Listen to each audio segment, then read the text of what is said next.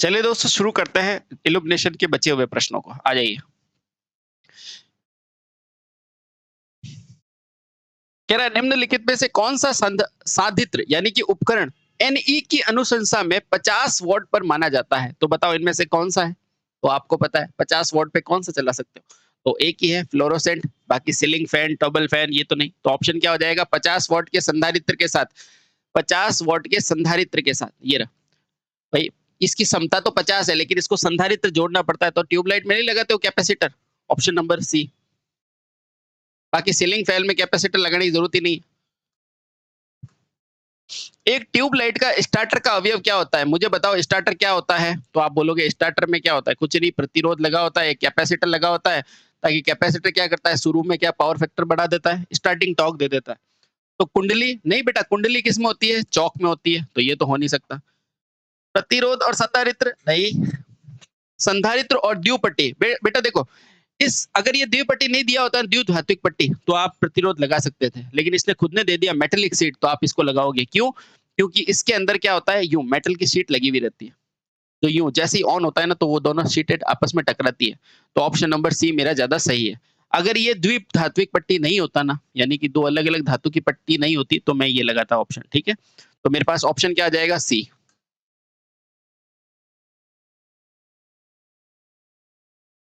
जब सोडियम वाष्प विसर्जन से पहले चालू होता है तो उसका रंग कैसा होता है? तो आपको पता है शुरुआती रंग कैसा होता है? गुलाबी या फिर लाल। लेकिन जब ये पूरी तरह से चालू हो जाता है ना, पूरी तरह से चालू, तो इसका रंग कैसा होता है? तो आपको पता है इसका रंग कैसा होता है? पीला। अपने को क्या पूछा है? शुरुआती पूछा है क्या? विसर्जन जब पहले चालू होता है यानी कि शुरुआती पूछा है, तो गुलाबी और लाल। गुलाबी ऑप्शन में है क्या? नहीं, तो लाल तो है, तो लगा दो बी। ठीक है, इस तरह से।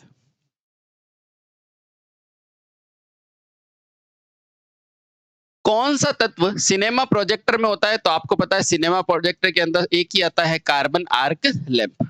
आगे चलो।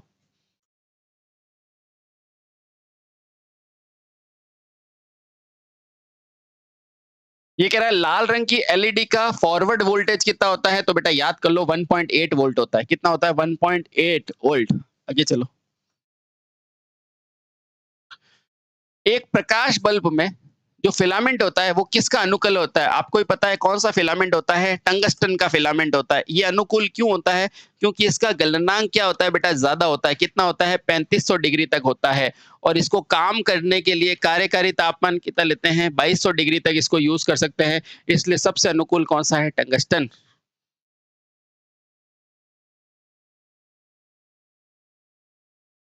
अब ये कह रहा है टंगस्टन तंतु के में क्या भरा होता है? तो आपको भी पता है नाइट्रोजन और आर्गन भरा होता है। हीलियम कहाँ भरा होता है? हीलियम तो उसमें वायुयान के टायरों में भरा होता है। कार्बन हाइड्रोजन भविष्य का ईंधन है, ये नहीं। तो ऑप्शन नंबर बी बिल्कुल सही। नाइट्रोजन और आर्गन को भर दीजिए। आगे चलो। प्रदीप्ति की इकाई क्या होती है? तो आपको भी पता है प्रदीप्ति की इकाई क्या होती है? लक्स होती है। इसको ही बोलते हैं ल्यूमन प्रति मीटर स्क्वायर।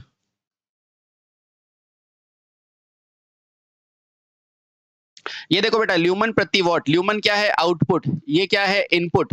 यानी कि ये पूरा क्या बन गया? दक्षता। तो दक्षता बराबर क्या होता है? आप बोलोगे ल्यूमन प्रति वॉट। ये क्या है? दक्षता। ये क्या है? दीप्त दक्षता। ऑप्शन नंबर डी है ना। चलिए।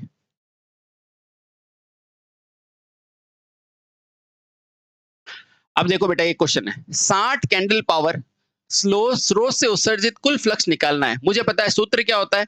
कैंडल पावर बराबर ल्यूमन अपॉन 4 पाई होता है कि नहीं होता है? बेटा ये सूत्र है, ये याद करना पड़ेगा। ठीक है, अब मुझे ल्यूमन चाहिए, तो मैं कहूंगा ल्यूमन बराबर कैंडल पावर इंटू क्या होता है? 4 पाई। अब कैंडल पावर की जगह क्या लिखोगे? 60। तो 60 इंटू 4 पाई ल्यूमन। बेटा इसको सॉल्व करने का तरीका देखो। देखो 60 की जगह 60 लिखा, 4 की जगह 4 लिखा, पाई को बेटा मैं 3 लिख सकता हूँ। 3.14 होता है, लिख दो। ये पाई की जगह 3.14, 3 ही लिख दो, कोई बात नहीं। तो देखो 3 चौको 12, 12 12 चिंग 72, तो 720 के आसपास मेरा आंसर आएगा। तो देखो 720 के आसपास एक ही है बेटा, 772 ल्यूमन। ठीक है, समझ गए बेटा? यही स्पीड रखनी है आपको।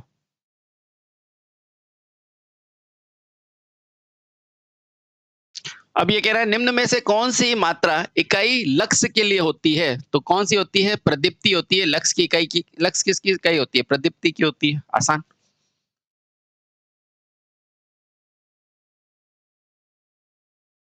अब ये कह रहा है लाइटनिंग खाली जगह पर चमक अच्छी होती है। बताओ समान और पर्याप्त। अब लाइटनिंग समान और पर्याप्त होने पर चमक अच्छी होती है। बेटा इसको रख के देखना पड़ेगा। लाइटनिंग अच्छी होने पर चमक अच्छी होती है। ठीक है।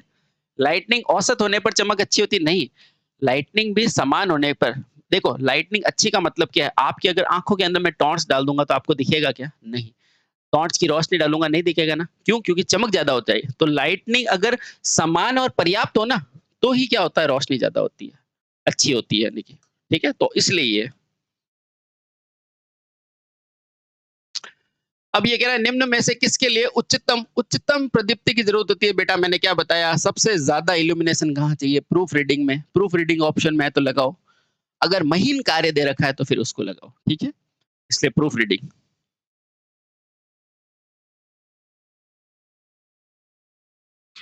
अब ये कह रहा है ल्यूमेंस ऊर्जा का प्रवाह की दर क्या कहलाती है? तो आपको पता है ल्यूमिनस फ्लक्स कहलाती है। ये ल्यूमेंस ऊर्जा प्रवाह का मतलब क्या होता है? अगर ये लट्टू है तो यहाँ से जो ये ऊर्जा जा रही है, ये प्रकाश जा रहा है, इसी को क्या बोलोगे? फ्लक्स। इसी को क्या बोलोगे? फ्लक्स।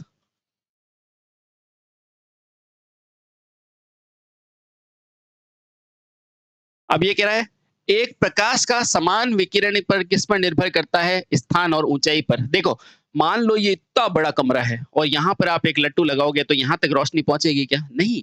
लेकिन अगर ये छोटा सा कमरा है और यहाँ पर आप बड़ा सारा बल्ब बल्ब लगाओगे तो यहाँ तक रोशनी पहुंच जाएगी। बिल्कुल। और अगर छोटा कमरा है और यहाँ पर रोशनी लगाओ तो पूरा पहुंच जाएगा। यानी कि ऊंचाई, देखो ऊंचाई निर्भर कर रही है ना। हाँ, तो यानी कि ऊंचाई पर तो निर्भर करती है। ऊंचाई स्थान का निर्माण। लैंप के प्रकार पर निर्भर नहीं, रिफ्लेक्टर पर नहीं, आवृत्ति पर नहीं। किस पे करती है? ऊंचाई पर। अगर ऊंचाई पर आपने छोटा सा लैंप लगा दिया तो क्या नीचे तक प्रकाश आएगा? नहीं। लेकिन यहाँ छोटी जगह पर अगर लैंप लगाया तो नीचे तक प्रकाश आएगा। तो ऊंचाई और स्थान के अनुपात पर निर्भर करती है। अब ये कह रहा है किसी कमरे पर प्रदीप्ति किस पर निर्भर करती है? दीवार के रंग पर। बिल्कुल। अगर आप दीवार पे काला रंग लगा दो फिर कितनी भी लाइट लगाओ तो कम प्रकाश होगा। और दीवार पर व्हाइट आओ तो कितनी भी रोशनी लगाओ तो ज्यादा व्हाइट होगा ना। हाँ, बस ये ध्यान रखना। तो दीवार के रंग पर निर्भर करती है, छत के रंग पर भी करती है। तो ए और बी दोनों ही सही है। ये देखो प्रतिबिंब पर नहीं और वो। ठीक है बेटा, तो ऑप्शन नंबर ए और बी सही है। आगे चलो। अब ये कह रहा है फिलामेंट लैंप किस सिद्धांत पर कार्य करता है? बेटा फिलामेंट लैंप में होता क्या है? तंतु ही तो होते हैं। तो ये किस पे कार्य करेगा? तापन प्रभाव पर।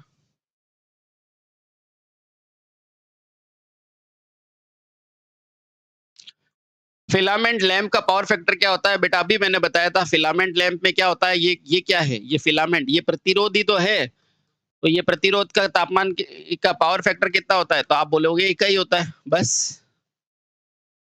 ठीक है, लगभग इकाई होता है। चलो।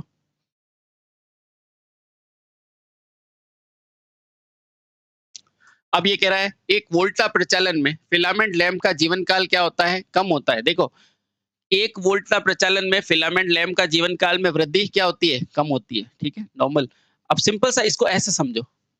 अगर एक जैसी वोल्टा पर उसको चला रहे हो, किसको? फिलामेंट लैंप को। तो जीवन काल में वृद्धि कभी हो सकती है क्या? भाई इनका जीवन काल फिक्स है, 1000 घंटे चलेगा। आप क्या, अगर मैं आप सोचो कि नहीं यार मैं इसको एक ही वोल्टा देता रहूं तो इसका जीवन काल बढ़ेगा क्या? नहीं बढ़ेगा। ठीक है, ऑप्शन नंबर कम वृद्धि होगी, वृद्धि होगी ही नहीं, ऐसा कह सकते हो। ठीक है, तो सबसे अच्छा ऑप्शन होगा ऑप्शन नंबर ए। देखो बेटा क्या लिखा हुआ है, इससे ज्यादा अच्छा ऑप्शन ये वाला है। कोई बदलाव नहीं होगा। ये गलत है। कम नहीं, कोई बदलाव नहीं होगा। अगर कैसा भी वोल्टेज दो तो ऑप्शन नंबर ए बिल्कुल सही है। ठीक है, चलिए। अब ये कह रहा है कौन से लैंप का सीआरआई सबसे अच्छा होता है? बेटा ये तो याद करने वाला है आपको। क्या बोलोगे? जो इनकंडस्टेंट लैंप होता है ना, यानी कि जो बल्ब होता है ना, उसका सीआरआई सबसे अच्छा होता है। Option number C. ठीक है। ओ हो, कितने सारे एग्जाम में आया देखो। और पूछा गया है देखना। ताप दीप्त का फिलामेंट कैसा होता है? तो आपको भी नहीं पता, टंगस्टन का होता है। कितने सारे एग्जाम में आया देखो। अगला लिख दो आपका यूपीपीसीएल या एएलपी, जल्दी लिख दो। चलो। टंगस्टन का फिलामेंट होता है। अब ये कह रहा है 0 वॉट में कितनी खपत होती है? तो देखो 0 वॉट का कोई खपत मत लगा देना। 0 वॉट में थोड़ी सी खपत होती है। कितनी होती है? लगभग 5, 7, 12 वोल्ट तक होती है। तो देखो 5, 7 या 12 वोल्ट तक होती है। 0 वॉट की खपत 12 वोल्ट तक होती है। तो ये तो हो नहीं सकता, 12 वॉट तक खपत होती है। तो देखो ऑप्शन यही बचा। ठीक है? 0 वॉट का जो बल्ब होता है ना, 0 वॉट का लट्टू, उसमें 12 वॉट खपत होती है मैक्सिमम। तो आप देख लो कौन सा सही है। तो देखो बी आंसर हो जाएगा।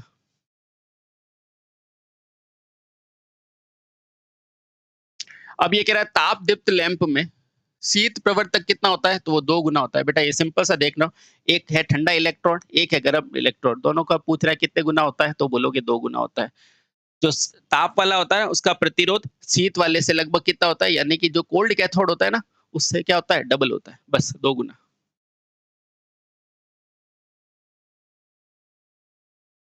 अब ये कह रहा है उद्दीप्त लैंप का जीवन काल कितना होता है? बेटा याद कर लो कितना होता है? 1000 घंटे। अब भले इसको कांस्टेंट वोल्टेज दो, कांस्टेंट करंट दो, जीवन काल थोड़ी ना बढ़ेगा। ठीक है? Option number A. और होगा तो भी थोड़ी कम ही होगी वृद्धि। निम्न में से कार्बन इलेक्ट्रोड का उपयोग कहाँ नहीं होता है? तो देखो सिनेमा प्रोजेक्टर में हो सकता है। जीएलएस, जीएलएस की फुल फॉर्म क्या होती है? इसका होता है जनरल लाइटनिंग सिस्टम। बेटा ये बात बताओ, आप कार्बन लैंप को जनरल लाइटिंग में यानी कि घर में लगा सकते हो क्या? नहीं, इसमें नहीं हो सकता है। आर्क फर्नेस में बिल्कुल लगा सकते हो, ट्राई सेल में लगा सकते हो, सीएफएल में लगा सकते हो, लेकिन इसमें जीएलएस में नहीं।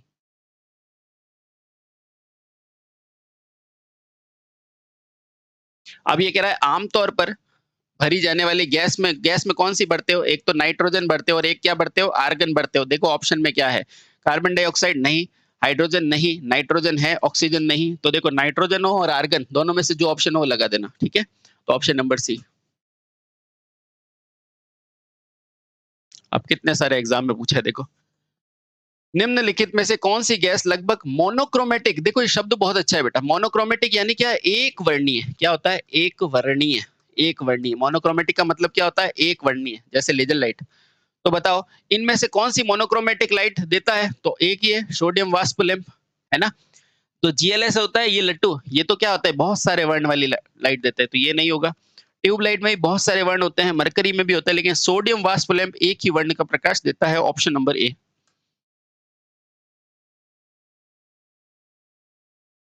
वापस से वही क्वेश्चन आ गया कि जब सोडियम वाष्प लैंप जो कि क्या देता है? एक वर्णीय प्रकाश, उसका प्रारंभ में रंग कैसा होता है? तो प्रारंभ में क्या होता है? गुलाबी। अगर गुलाबी ऑप्शन में नहीं हो तो क्या लगाओगे? लाल। और जब ये पूरी तरह से चालू हो जाएगी ना, तब कैसा कलर होता है? पीला कलर होता है। ये आपको पता है? हाँ सर। तो अब क्या पूछा है? प्रारंभ में, तो प्रारंभ में कैसा होता है? गुलाबी। ठीक है? प्रारंभ में कैसा होता है? गुलाबी। अब जब दोनों ही दे रखो गुलाबी और लाल, तो क्या लगाओगे? गुलाबी लगाना। ठीक है? अब ये कह रहा है सोडियम वाष्प लैंप का प्रकाश कैसा उत्सर्जित होता है? तो आपको पता है लगने के बाद। अब ये देखो जब भी ऐसा बोले ना कौन सा उत्सर्जित होगा, इसका मतलब ये चालू होने के बाद। पूरी तरह से चालू होने पर कैसा देता है? पीला कलर देता है ना। शुरुआत में देता है गुलाबी। ठीक है? पर ये कह रहा है कैसा प्रकाश देता है, यानी कि इसने पूरी तरह चालू करने का पूछा है, तो क्या लगाओगे? पीला प्रकाश। निम्नलिखित वाष्प और गैस में से कौन सा फिलामेंट पीले रंग का प्रकाश देता है? तो आपको ही पता है, sodium lamp. Option number C. ये फिर से आ गया देखो हरा वाला क्वेश्चन। बेटा ये पक्का याद कर लेना, क्वेश्चन आएगा आपके, लिख के ले लो कि इनमें से कौन सा चमकीला पदार्थ हरे रंग का प्रकाश देता है? तो हरे रंग का कौन देगा? तो आपको भी पता है, जिंक सिलिकेट। कौन देता है? Zinc silicate. बेटा याद कर लो।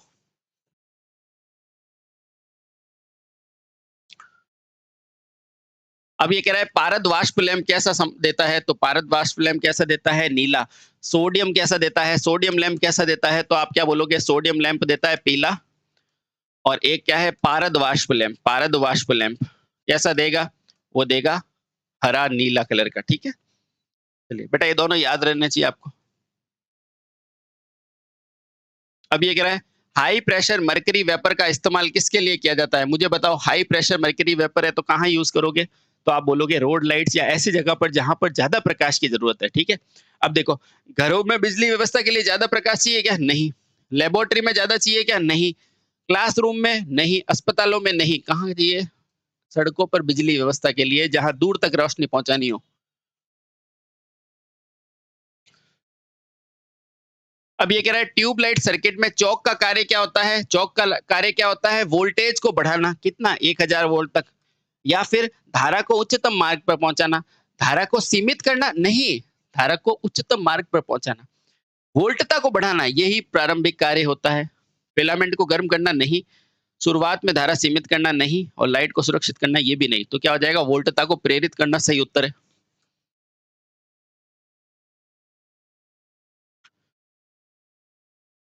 अब ये कह रहा है फ्लोरोसेंट के दोनों सिरों पर काला पड़ जाता है, यानी कि कभी कभी आप देखते हो कि जो लाइट होता है ना, ट्यूबलाइट, उसके दोनों तरफ काला हो जाता है।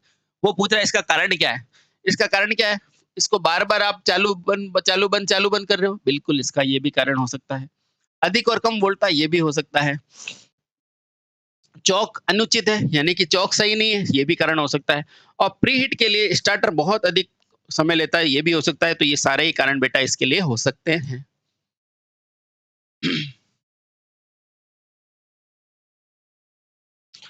अब ये कह रहा है फ्लोरोसेंट लैंप में चौक का कार्य क्या होता है? तो आपको ही पता है, करंट को सीमक करना या फिर वोल्टता को बढ़ा देना। बेटा अगर इसमें पहले ऑप्शन अगर ये हो ना कि वोल्टता बढ़ाना, तो यही लगाना पहले, ठीक है। बाकी ये भी कार्य होता है करंट लिमिटिंग। फिर से बता रहा हूं बेटा, अगर वोल्टता का बोले तो पहले वोल्टता का लगाना, ठीक है। चौक की वजह से ट्यूब में पावर फैक्टर कैसा होता है? मुझे बताओ। ये चौक होता है, चौक के अंदर क्या होती है? कुंडली होती है। और कुंडली कैसी होती है? लैग होती है। इसलिए पावर फैक्टर कैसा होता है? लैगिंग होता है, ठीक है।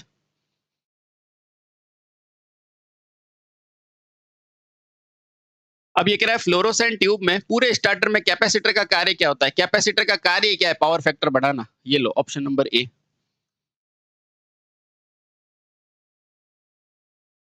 अब ये कह रहा है फ्लोरोसेंट ट्यूब का जीवन काल कितना होता है? तो आपको पता है कितना होता है? 6000 घंटे। फ्लोरोसेंट ट्यूब का जीवन काल कितना होता है? 6000 घंटे। कितना होता है? 6000 घंटे।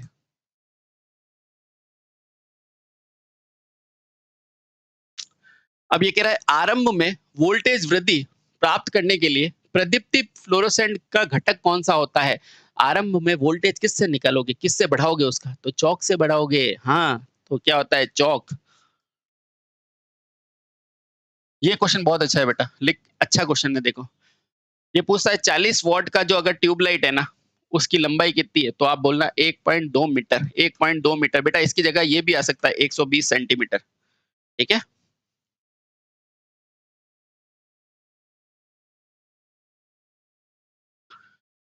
अब ये कह रहा है निम्नलिखित में से ठंडा कैथोड कौन सा होता है? कोल्ड कैथोड कौन सा होता है? नियॉन होता है। कोल्ड कैथोड कौन सा होता है? नियॉन। जिसका प्रयोग कहाँ करते हो? विज्ञापन में।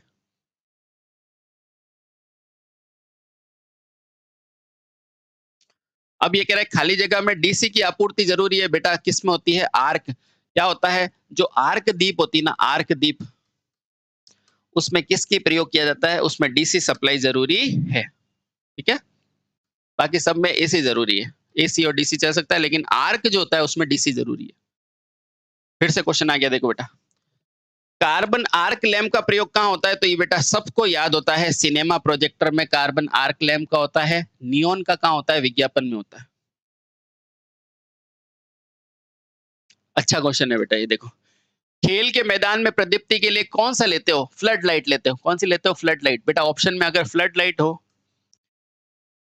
तो यही लगाना। अगर फ्लड लाइट नहीं होना तो ये लगाना हेलोजन। क्या लगाओगे? हेलोजन। क्या लगाओगे? हेलोजन।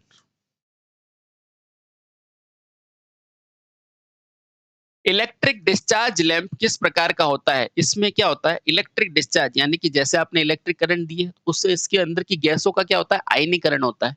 तो देखो ये कहाँ लिखा हुआ है? तो करंट का तापन नहीं, आयनीकरण चाहिए मेरे को। चुंबकीय नहीं, ये रहा बेटा वाष्प का आयनीकरण। बिल्कुल सही है, इलेक्ट्रोड और कार्बन का नहीं।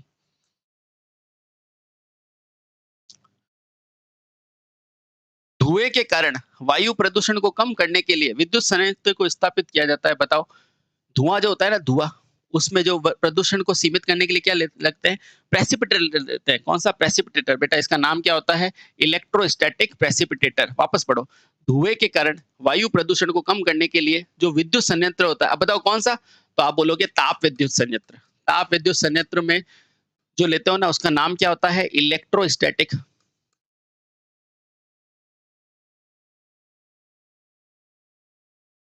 प्रेसिपिटेटर। बेटा ये जरूर ध्यान रखना, अच्छा क्वेश्चन है। इलेक्ट्रोस्टैटिक प्रेसिपिटेटर का प्रयोग करते हो। अब ये कह रहा है लैंप लोड खाली जगह का उदाहरण है। अब लैंप लोड कैसा उदाहरण है? जल्दी से बताओ। जो लैंप लोड होता है ना उसके अंदर क्या होता है? उसके अंदर ये क्या होता है? ये टंगस्टन प्रतिरोधी तो है। इसका पावर फैक्टर क्या होता है? आप बोलोगे इकाई होता है। अगर इसका पावर फैक्टर इकाई होता है तो मुझे बताओ ये पूर्णता क्या है? आप बोलोगे पूर्णता क्या है? प्रतिरोधी। ठीक है। अगर चौक का पूछता तो क्या लगाते? इंडक्टिव। ठीक है, पर वो भी पूर्णता नहीं है। अब ये कह रहा है खाली जगह किसी सिस्टम में विभिन्न सब सर्किट और व्यक्तिगत अधिकतम मांगों को अधिकतम अनुपात क्या होता है? देखो बेटा ये होता है डाइवर्सिटी फैक्टर। क्या लिखोगे? डाइवर्सिटी फैक्टर, है ना। इसका मान हमेशा क्या होता है? एक से ज्यादा। ठीक है। इसका फॉर्मूला होता है डाइवर्सिटी फैक्टर डीएफ बराबर सभी अधिकतम मांगों का योग बटे में क्या होता है? अधिकतम मांग। ठीक है बेटा, ये डाइवर्सिटी फैक्टर का एक फॉर्मूला होता है, तो इसको क्या बोलते हैं? Diversity factor. आगे चलो। अब ये कह रहा है एक उपभोक्ता को कनेक्टेड लोड कितना दे रखा है? 2 किलोवाट। अधिकतम मांग क्या दे रखा है? 1.5। तो अपने को डिमांड फैक्टर, बेटा डिमांड फैक्टर का फॉर्मूला क्या होता है? डिमांड फैक्टर, बेटा याद कर लो। डिमांड फैक्टर, डिमांड कौन करता है ना। डिमांड कौन करता है? इसके लिए याद करो बेटा एम बाई सी। क्या याद रखोगे? एम बाई सी। ठीक है। एम क्या होता है? आप बोलोगे मैक्सिमम। और सी क्या याद करोगे? Connected load. कनेक्टेड लोड यानी कि एम बराबर मैक्सिमम यानी कि अधिकतम लोड, और कनेक्टेड लोड यानी कि कुल लोड। ठीक है। इसका मतलब डिमांड फैक्टर का मान हमेशा क्या आएगा? एक से कम। तो बेटा ये तो हो नहीं सकता, ये भी हो नहीं सकता। अब तीनों में से कोई होगा। तो यहां से मैं कह सकता हूं डिमांड फैक्टर बराबर मैक्सिमम कितना है? तो आप बोलोगे 1.5। अधिकतम कितना है? तो आप बोलोगे 2। तो बस इसको सॉल्व कर लो। कितना है बेटा? 3/4। कितना आया? 3/4। इसको परसेंटेज में चेंज करेंगे तो कितना आ जाएगा? 20। यानी कि कितना आया? 60%। 1.5 बटे में 3 बेटा 3/4 अधिकतम बार। ठीक है। 3/4 बेटा 60 ही होगा आंसर, ये नहीं होगा। ठीक है। आंसर क्या हो गया? 0.60। ठीक है बेटा, 60.60 आंसर है। अब फिर से क्वेश्चन है। अब ये कह रहा है किसी उपभोक्ता की संपर्क किया गया लोड कितना दे रखा है? 3। ठीक है। Connected load. अधिकतम मांग 1.5 है। उपभोक्ता का मांग कारक वापस से वही पूछ रहा है। मांग को कहते हैं डिमांड फैक्टर। तो डिमांड फैक्टर मैंने अभी क्या बताया बेटा आपको? डिमांड फैक्टर को अभी क्या बताया मैंने? मैक्सिमम एम बटे सी, यही बताया। एम कितना दे रखा है? अधिकतम। आप बोलोगे 1.5 अपॉन कनेक्टेड कितना है? आप बोलोगे 3। तो देखो जीरो हटा दिया, ये 1/2। बेटा 1/2 को क्या बोलते हैं? 0.5। ये देखो। ठीक है। और ये तो हो ही नहीं सकता, और ये भी नहीं हो सकता। क्यों? क्योंकि डिमांड फैक्टर हमेशा एक से कम होता है।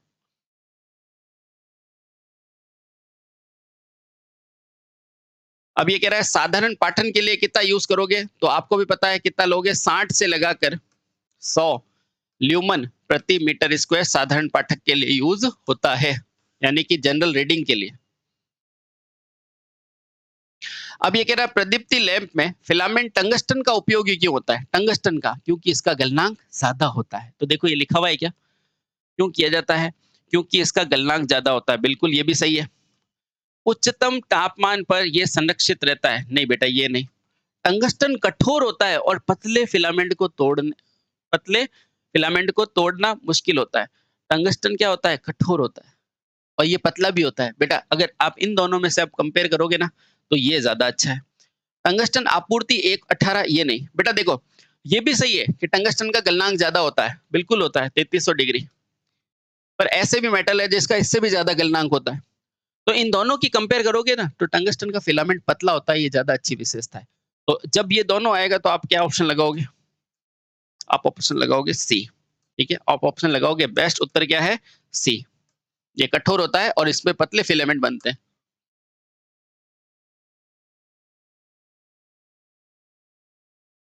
अब ये कह रहा है पारद लैंप में प्रतिरोध सहायक इलेक्ट्रोड से श्रेणी में जुड़ा है, तो इसका प्रतिरोध का जुड़े होने का कारण क्या है? सिंपल सा काम है, धारा को सीमित कर देना या फिर वोल्टेज को बढ़ाना। वोल्टेज को बढ़ाना ऑप्शन है नहीं, इसलिए क्या लगाओगे? धारा को सीमित करना।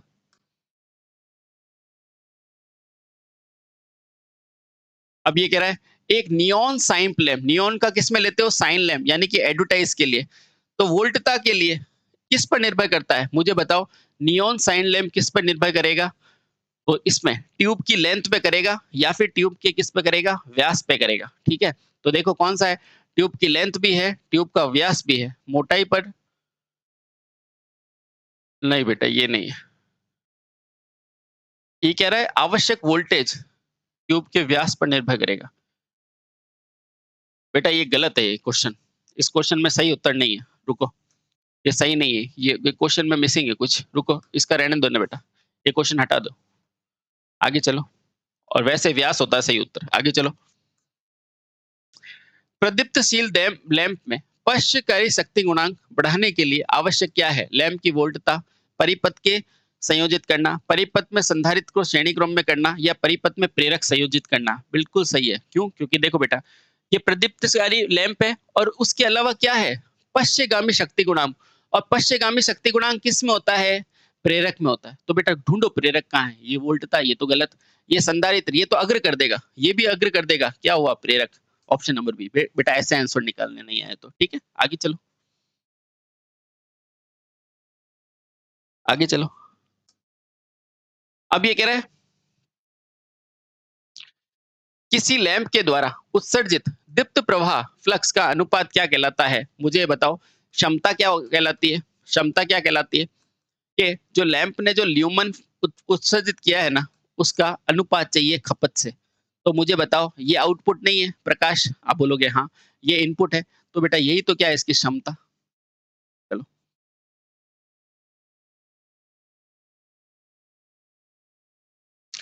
किसी लैंप परिपथ में प्रज्वलन का प्रयोग किस लिए किया जाता है? मुझे बताओ, किसको लैंप को चलाने की जरूरत होती है? प्रज्वलन करने की जरूरत होती है। ठीक है, परिपथ में प्रज्वलक की जरूरत होती है, यानी कि इग्निटर, स्टार्टर की इसमें जरूरत होती है। ऐसा लिखो, स्टार्टर की। तो देखो, क्या ट्यूबलाइट में स्टार्टर की जरूरत होती है? बिल्कुल होती है। लेकिन ये क्या कह रहा है? प्रज्वलक, प्रज्वलक स्टार्टर नहीं होता। ठीक है, अब देखो, एलईडी में नहीं, इसमें नहीं होती, हेलाइड में नहीं, नहीं होती, एमपीवी में होती है। अगर बेटा ये प्रज्वलक का मतलब स्टार्टर है, प्रज्वलक का मतलब क्या है? स्टार्टर है, तो बेटा वो तो ट्यूबलाइट ही है। एमएमएमपी लैंप में इसमें भी जरूरत होती है। बेटा ये दोनों ही सही है, इन दोनों में ही जरूरत होती है। ठीक है, चलो आगे। ट्यूबलाइट में तो होती है स्टार्टर, स्टार्टर होता ही ना। हाँ, ठीक है। यदि एक लैंप पूर्णतः जलता है और 230 वॉट पर 25 वॉट का टंगस्टन तंतु का फिलामेंट का प्रतिरोध कितना होगा? ठीक है, देखो बेटा, अगर मान लो ये न्यूमेरिकल नहीं आता तो कैसे करोगे? मैं तरीका बताता हूँ आपको। आपको ये तो पता है P बराबर V इंटू आई होता है। हाँ सर। आपको ये भी पता है बेटा V बराबर क्या होता है? आई आर होता है। हाँ सर। आपको ये भी पता है कि I बराबर क्या होता है? V बटे आर होता है कि नहीं? हाँ सर, होता है। अब देखो, तो यहाँ से P बराबर I की जगह V रखो तो V इंटू V बटा आर लिख सकते हो। हाँ सर। अब देखो, P बराबर क्या लिख सकते हो? V स्क्वायर बटे में आर। अब मुझे आर चाहिए तो आर इधर लिखो, तो क्या हो जाएगा? V स्क्वायर बटे में P। अब V कितना है? ये रहा, कितना हो जाएगा? 200, 230। क्या लिखोगे? 230 इंटू 230 बटे में, ये क्या लिखो? P कितना है बेटा? 25। अब इसको और ऐसे लिख सकता हूं मैं, 23 इंटू 23 बटे में 100 बटे में यहाँ पे क्या लिख सकता हूँ? 25। अब देखो बेटा कितनी बार कट जाएगा? 4 बार कट जाएगा। तो अब इसको मल्टीप्लाई करो, तो आर बराबर क्या हो जाएगा? 23 इंटू में 23 इंटू में 4। अब देखो 23 का स्क्वायर क्या होता है? आप बोलोगे 529 इंटू 4। तो आर बराबर क्या हो जाएगा? 9 चौका 36, 8 2 11, 20 और 1 21। क्या आंसर आ जाएगा? 9 चौक 36 का 6 3 8, 9 10 11 1, 20 और 1 21। बेटा ये आ रहा है आंसर तो। देखो लमसम मेरा 2116 आ रहा है, ये 2160, ये हो नहीं सकता, ये नहीं है बेटा, यहाँ 2160 होगा। ठीक है, चलो लगभग लगभग ऑप्शन ये हो जाएगा। निम्नलिखित में से शून्य लगभग शून्य शक्ति किसकी होगी? मुझे बताओ शून्य शक्ति गुणांक किसका होगा? शून्य शक्ति गुणांक, अरे ये क्या लगा दिया? शून्य शक्ति गुणांक नहीं, इकाई, ऐसे लिखो, इकाई शक्ति गुणांक किसका होगा? इकाई शक्ति गुणांक किसका होगा? इकाई किसका होगा? ताप दीप्त लैंप का इकाई शक्ति गुणांक होगा। ठीक है, क्योंकि इसका क्या होता है, ये तो प्रेरण है, ये तो 0 है, ये भी 0 है बेटा। ताप या शून्य की जगह क्या होगा? इकाई होगा। ठीक है, इकाई शक्ति गुणांक किसका है? ताप दीप्त।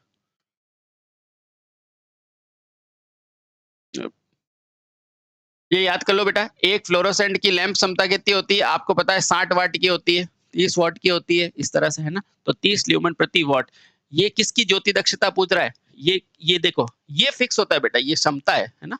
ये क्षमता कितनी होती है? 60 ल्यूमेन प्रति वाट, ये फिक्स होती है।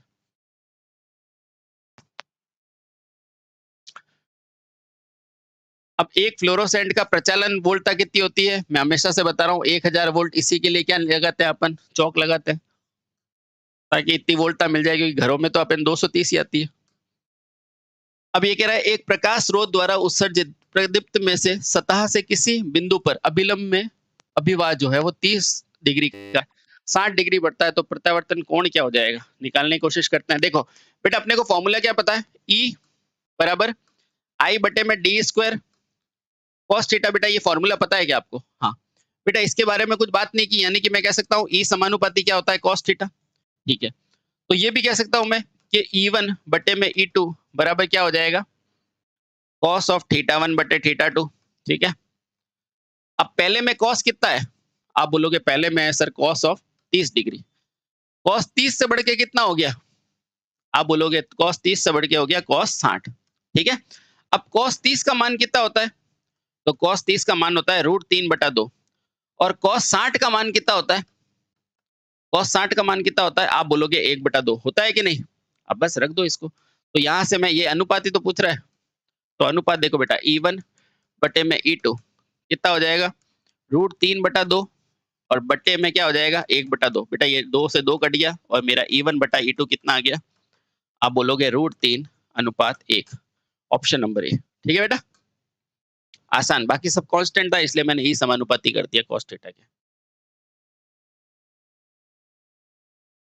अब ये कह रहा है 250 वोल्ट का लैंप है, 300 ल्यूमन है, कुल फ्लक्स निकालना है। अगर 230 वोल्ट के 0.8 की धारा लेता है तो ज्योति दक्षता निकालनी है। मुझे पता है दक्षता क्या होती है? एफिशिएंसी। एफिशिएंसी क्या होता है? आप बोलोगे आउटपुट बटे में क्या होता है? इनपुट। अब मुझे बताओ, लैंप चलाओगे तो आउटपुट में मुझे क्या मिलेगी? प्रकाश, यानी लुमेन। कितना लुमेन दिया हुआ है? आप बोलोगे 3000, ये लिख दो। ठीक है, यानी कि lumen lumen lumen lumen lumen. ठीक है, अब आउटपुट में क्या मिल रहा है? प्रकाश। प्रकाश क्या होता है? पी। इनपुट क्या दोगे? सप्लाई। और पी बराबर क्या होता है? वी इंटू आई। होता है कि नहीं? हाँ। अब देखो बेटा, एफिशिएंसी बराबर 3000, वी कितना दिया हुआ है? 300 250, ये लिख दिया मैंने 250। आई कितना दिया हुआ है? देखो 0.8 एम्पियर, देखो छुपा हुआ है, कोई दिक्कत नहीं। तो पॉइंट यहां से उड़ाया और ये कितना हो गया? 10। अब देखो बेटा, एक जीरो से एक जीरो कैंसिल। 25 की टेबल से 100 4 बार, और 4 की टेबल से ये 2 बार, और 2 से ये 30 15 बार। बेटा एफिशिएंसी कितनी होगी? 15 ल्यूमन प्रति वाट। ऑप्शन नंबर सी।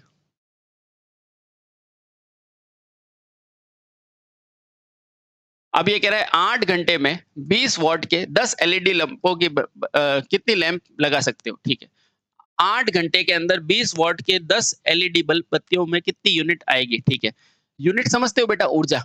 यूनिट क्या होती है बेटा? KWH। ठीक है, चलिए। अच्छा, अपने पास W दे रखा है, ये रहा W, कितना है? 20। ठीक है, अच्छा कितने घंटे चलाना है? तो आप बोलोगे ये रहा 8 घंटे चलाना है। कितनी को चलाना है? तो आप बोलोगे 10 चलाना है। अब बेटा ये क्या आएगा? गौर से देखो, ये आएगा वाट आर, लेकिन अपने को क्या चाहिए? Kilo watt R. तो मैं क्या करता हूँ? 10 की घात 3 से मल्टीप्लाई कर देता हूँ और 10 की घात 3 से डिवाइड कर देता हूँ, तो ये बढ़ के क्या हो जाएगा मेरे पास? Kilo watt hour. यही तो होता है यूनिट। हाँ, तो यहाँ नहीं, यहाँ से हो गया 20 इंटू 8 इंटू 10 बटे में 1000 यूनिट, है ना। अब देखो बेटा, जीरो से जीरो कैंसिल, और 2 की टेबल से 4 बार, और 2 के डबल से ये 5 बार हो गया, ठीक है। अब देखो ये 5 बार 5/8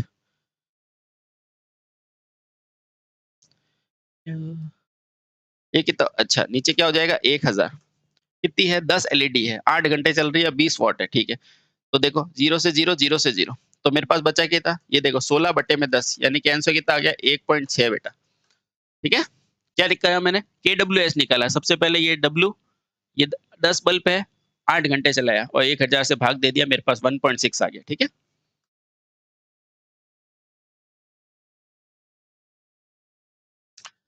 सूक्ष्म कार्य निष्पादित करने के लिए कार्यस्थल पर अपेक्षित प्रदीप्ति लगभग कितनी होती है, तो आपको भी पता है ये कितनी होती है 500। सूक्ष्म कार्य जब भी करना होता है ना, तो कहाँ होता है, एक तो प्रूफ रीडिंग जहां करते हैं ना बेटा, वहां पर होता है प्रूफ रीडिंग में। तो उसमें क्या लेते हैं अपन, 500 ल्यूमन प्रति स्क्वायर मीटर।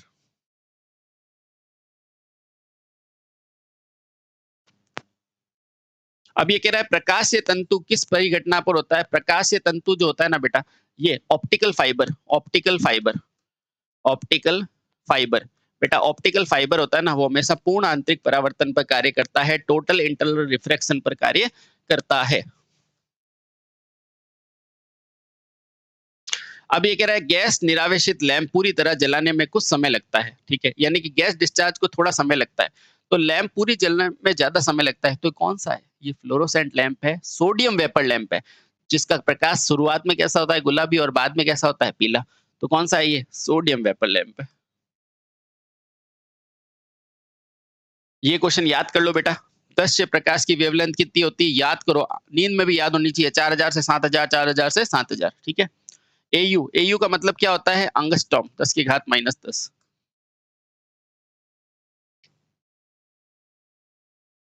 अब ये कह रहा है निम्नलिखित में से कौन समीकरण ल्यूमेंस फ्लक्स और ल्यूमेन को परिभाषित करता है। तो बेटा ये क्या है, ल्यूमेंस फ्लक्स लगता है, क्योंकि कैंडल पावर बराबर क्या होता है, ल्यूमेन बटे में ठोस कोण।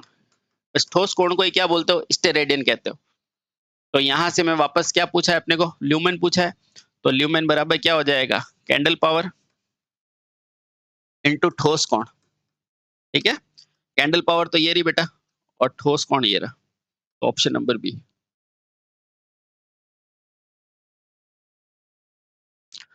अब ये कह रहा है किसी अर्ध गोले द्वारा केंद्र से निलंबित ठोस कोण कितना होता है, आपको भी पता, ये देखो पूरा गोला कहता ना बेटा, यहाँ पे देखो थोड़ा सा रुकने वाला है। अगर ये पूर्ण गोला कहता ना, पूर्ण गोला, तो इसका कितना होता है 4 पाई, क्या ठोस कोण।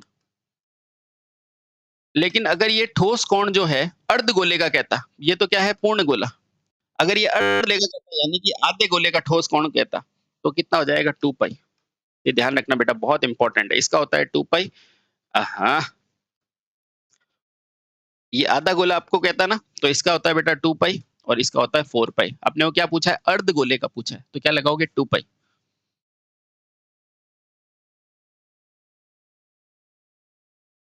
अब ये कह रहा है कैंडल पावर को किस रूप में परिभाषित करोगे, तो कैंडल पावर क्या होता है आपको पता है, कैंडल पावर सीपी बराबर क्या होता है, ल्यूमेन प्रति क्या होता है ठोस कोण। यहां से मैं ल्यूमेन कैसे लिख दूंगा, तो यहां से मैं लिखूंगा ल्यूमेन बराबर सीपी इंटू ठोस कोण, ये लिखूंगा। आप कहोगे हाँ, तो बस यही तो लिखना है, किसी ठोस कोण और उत्सर्जित लुमेन की संख्या क्या कहलाएगी, कैंडल पावर, ठीक है।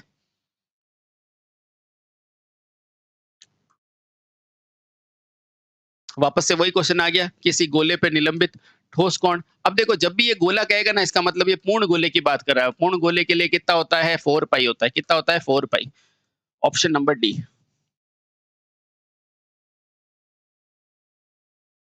अब ये कह रहा है किसी ठोस कोण द्वारा उत्सर्जित प्रति इकाई उत्सर्जित लुमेन की संख्या, बेटा वो क्या होती है, कैंडल पावर, अभी करके बताया था, ठीक है। ठोस कोण द्वारा उत्सर्जित किसी भी दिशा में मात्रा क्या होती है, कैंडल पावर।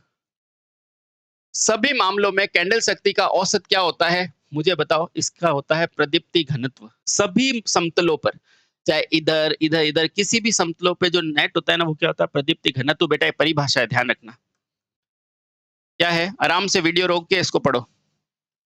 सभी समतल में कैंडल शक्ति की औसत शक्ति को क्या कहलाता है, प्रदीप्ति घनत्व कहलाता है।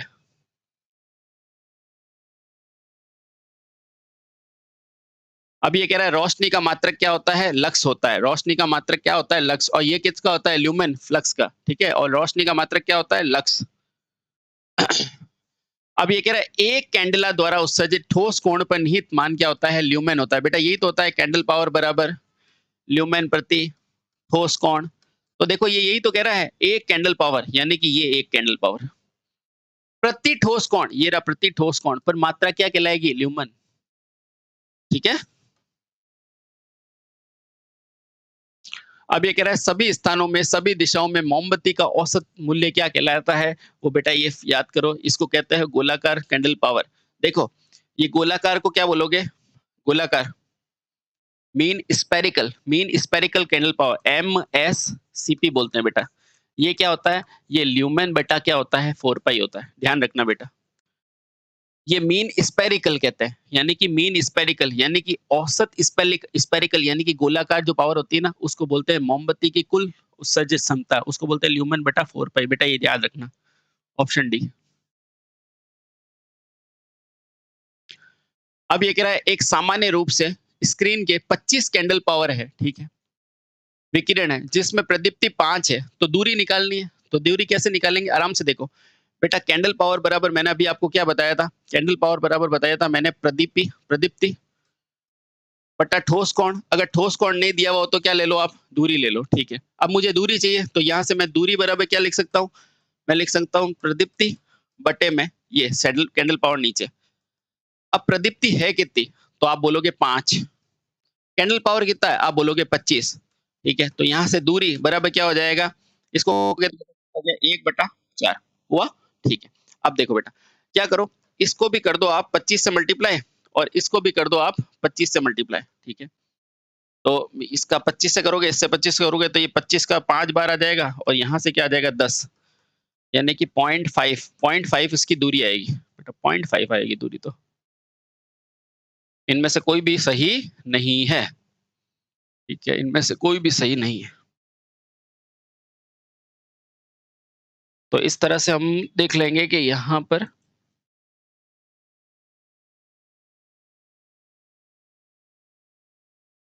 चलिए, तो यहाँ से अपने को क्या बोला? लगभग 5 के आसपास आंसर आएगा। तो बेटा ये तो नहीं, इनमें से तो कोई भी ऑप्शन नहीं है। आगे चलो, आगे चलो।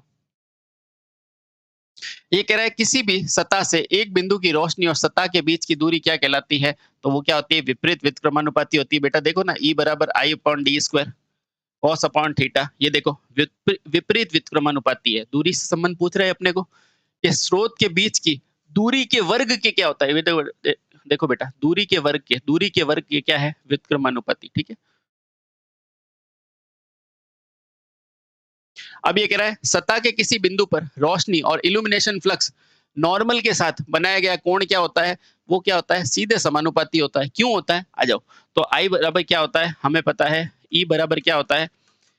I/d² cos square theta. बेटा ये कोण का ही तो पूछ रहा है, ये कोण तो समानुपाती है ना, तो सीधे क्या हो जाएगा? समानुपाती। ये देखो बेटा, अब ये कह रहा है निम्नलिखित में से कौन सा विकल्प विकल्प प्रदीप्ति घनत्व कोसाइन का सही परिभाषित करता है? मुझे पता है I/d² cos स्क्वायर थीटा होता है। हाँ सर, यहाँ डी स्क्वायर होता है, इसलिए गलत। ये आई स्क्वायर नीचे नहीं, ये गलत। Option number 1। अब ये कह रहा है सामान्य रूप से रखी गई स्क्रीन पर 25 ल्यूमन है, ठीक है। लैंप की दूरी निकालनी है और प्रदीप्ति फ्लक्स दिया हुआ है। तो कैसे निकालते हो? फॉर्मूला आपको पता है, डी स्क्वायर बराबर ऊपर क्या रखोगे? लक्स बटे नीचे 25, ठीक है। अब यहाँ पे डी स्क्वायर बराबर क्या हो जाएगा? 10 बटे में 25। इसको भी बेटा क्या करो? 4 से कर दो, इसको भी 4 से मल्टीप्लाई कर दो। तो डी बराबर क्या हो जाएगा? 40 बटे √40/100, ठीक है। अब देखो इसको सॉल्व कैसे करेंगे, आराम से देखना। तो डी बराबर ये 2 बाहर आ जाएगा, ये 2 बाहर आ गया, और ये देखो 100 है, उसमें से भी 10 बाहर आ गया, तो अंदर क्या बचेगा बेटा? 10, ठीक है। तो डी बराबर 2।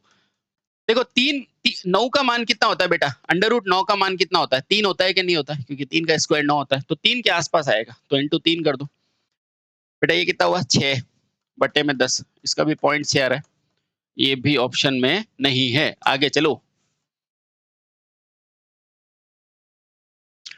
अब ये कह रहा है जब कुल आंतरिक परावर्तन क्या होता है? जल्दी बताओ, कुल टोटल आंतरिक परावर्तन क्या होता है जब कोर का अपवर्तनांक क्लेडिंग की अपवर्तनांक की तुलना में क्या होता है, अधिक होता है। ठीक है, कोर और क्लेडिंग से अलग होता है। देखो बेटा, ये जैसे कोई सरफेस है, तो ये जो होता है ना, ये जो बाहर वाला, वो भाग क्या कहलाता है, क्लेडिंग कहलाता है।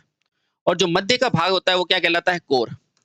अब पूर्ण आंतरिक परावर्तन कब होगा, जब कोर का जो मेरा म्यू होगा ना, वो क्लेडिंग के म्यूज की तुलना में क्या होगा, ज्यादा होगा, तभी तो ये पलट के वापस आएगा। तो ऑप्शन नंबर ए मेरा सही है।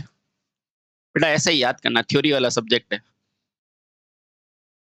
यदि किसी ऑप्टिकल फाइबर का अपवर्तनांक 0.03 है, बेटा यूं के यूं आएगा, इसको याद कर लो अच्छे से। अगर किसी ऑप्टिकल फाइबर का अपवर्तनांक 3 है तो कैसे निकालोगे, आप इसको ऐसे मत देखो, आप इसको ऐसे देखो। कुल मिला के अगर एक इकाई का कोण कितना होता है, आप बोलोगे 180। 180 में अगर 3 घटाओगे तो कितना होता है, आप बोलोगे 177, यही होता है। ठीक है बेटा, इसी से आप ध्यान रखना, तो क्वेश्चन कर लोगे। ये पॉइंट लगा हुआ है तो यहाँ पॉइंट लगा दो, 0.0। अब यहाँ पे पॉइंट है तो यहाँ 0 लगा दो, पॉइंट लगा दो। ठीक है, तो यहाँ पे लगा दो बेटा, ये आंसर आ गया।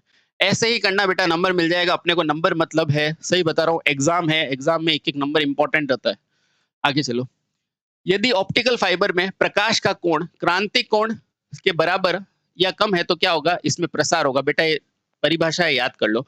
यदि ऑप्टिकल फाइबर में प्रकाश का प्रसार कोण क्रांतिक कोण के बराबर होगा तो क्या होगा, बराबर होगा या उससे कम होगा। ठीक है, चलो। अब ये कह रहे हैं एक ऑप्टिकल फाइबर में क्लेडिंग मटेरियल का अपवर्तनांक फाइबर कोर्स की मटेरियल से कब होता है। बेटा ये क्वेश्चन इसलिए दिया जाते हैं ताकि आप छोड़ के चले जाओ। ठीक है, पर अपन ने देख लिया, अब ये क्वेश्चन वहां पे आए तो आप लिख देना अपवर्तनांक इसका आंसर है। ठीक है, चलिए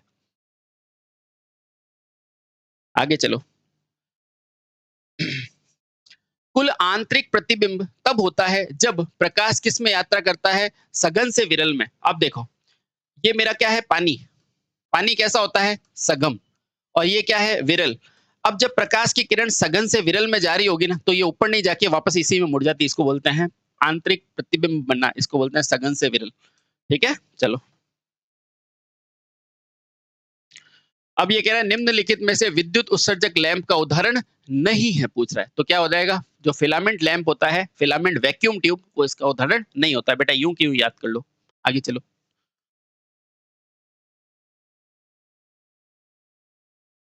अब ये कह रहा है 50 वॉट का दीप्त लैंप है, 1500 ल्यूमन की फ्लक्स है, तो दक्षता पूछ रहा है। मुझे पता है दक्षता। बेटा ये क्वेश्चन तो आप ध्यान रखो, क्या होता है, आउटपुट बटे में इनपुट। और आउटपुट हमेशा क्या होता है, ल्यूमन के रूप में होता है। और ल्यूमन कितना दिया हुआ है, 1500।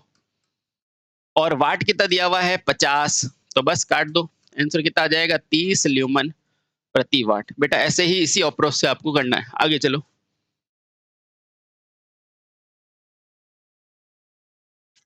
अब ये कह रहा है एलईडी तड़ित निगम के लिए प्रवृत्ति का पालन करना जरूरी होता है। बताओ किस में होता है, हर्ट्ज के नियम में। एलईडी किसके नियम का पालन करती है, हर्ट्ज के। बेटा याद कर लो। ठीक है, आगे चलो। अब ये कह रहा है निम्नलिखित में से कौन सा दीप पारंपरिक रूप से सबसे ज्यादा जीवन काल लेता है। तो उच्च सोडियम दीप लेता है, जो जलने के बाद पीले रंग की रोशनी देता है। ठीक है, चलो। निम्नलिखित में से कौन सा गैस डिस्चार्ज नहीं है। बेटा हेलाइड है, सोडियम डिस्चार्ज भी होता है, कॉम्पैक्ट भी होता है, ये ओएलडीपी डीप नहीं होता है। ठीक है बेटा, ये के क्वेश्चन आएगा, याद कर लो। आगे चलो। अब ये कह रहा है किसी सतह पर प्रकाश पड़ने पर परावर्तित प्रकाश ऊर्जा आपतित ऊर्जा का अनुपात क्या होता है। बेटा ये परावर्तन गुणांक होता है। ये एक क्या है, डेफिनेशन है।